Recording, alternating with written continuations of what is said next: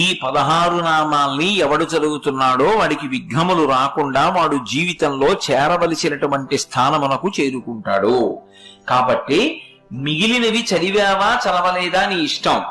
ఇది మాత్రం నీ కొరకు మాత్రమే కాదు, నిన్ను నమ్ముకున్న నీ కుటుంబం కోసం నువ్వు చదవాలి. నీకు చదవకడం చేత కాకపోతే కనీసం ప్రతిరోజు ఇది చదవడం వచ్చిన వాళ్ళ దగ్గరికి వెళ్ళి చదవమని నువ్వు వినాలి.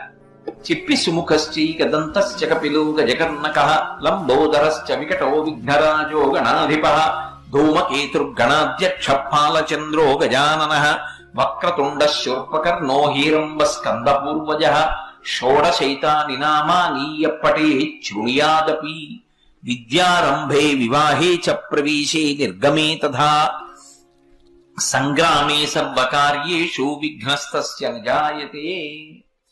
ఈ 16